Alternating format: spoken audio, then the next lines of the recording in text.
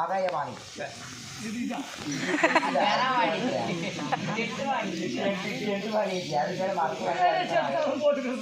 அந்த ஆகாயவாணி அதுக்காக ஒரு நன்றி சொல்லி அனாந்து குடிக்கிறோம். இன்னொரு வார்த்தை நம்ம போய் அவங்களுக்கெல்லாம் சொல்கிறேன். வாட்டர் குடிக்கும்போது ஏன் கண்ணு மணி குடிக்கிறாங்க அதுக்கு இல்லை, நம்ம சீக்கிரம் செத்து போயிடுவோம்னு தெரியும், அதனால கண்ணம்மன்னு குடிக்கிறது. அது ஒரு தண்ணி ஊத்தாலே குடிக்கிறான் ஜிங்கிரி. ஆம்பளை ஆடுமே பேசுற ஏன்னா நீ சொல்லி ஆம்பளை ஆடுமே பேசுற நீங்க வேணா நீ ஆம்பளை ஆடு பேசுற இன்னும் பொம்பளை மாதிரி பேசுற ஆம்பளை மாதிரி பேசுற எப்போ பேசணும் என்னாலும் அம்மா சொன்னாலும் அம்முட்டி எண்ணெய் வைக்கிறேன் என் கூந்தல் இதுக்கு மேலே வளர மாட்டேங்குது.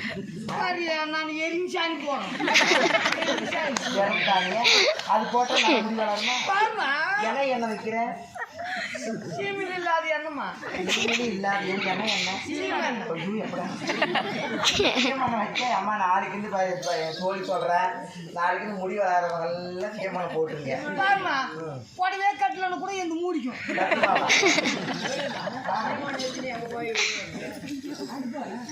சீமையில வச்சு போதும் திருப்படி கூந்தல பின்னாடி போடுடி என்னாடி அம்மா இம்மூட்டு கூந்தல் இது ஒத்தறேன் நான்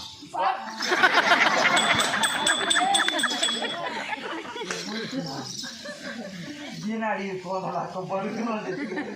ஆமாம்மா என் மயிரெல்லாம் கொடுங்கன்னா படுக்கணும். சோழிப்பினுடைய கணவர்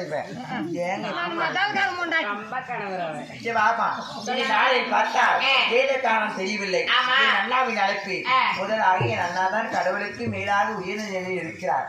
எனக்கு தாயாகவும் தந்தைக்கு தந்தையாகவும் என்னை வளர்த்து வருகிறார். என்னுடைய அண்ணாவை பார்க்கணும். அதுக்கு முன்னதாக எனக்கு எவ்வளவு வேலை இருக்கு.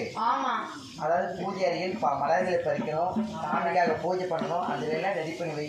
நான் போயிட்டு உடனே வந்துடுறேன். அதுக்கப்புறம் மற்ற விஷயம்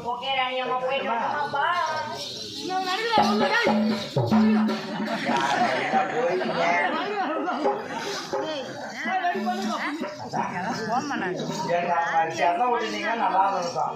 ரொம்ப கஷ்டமா இருந்துச்சு.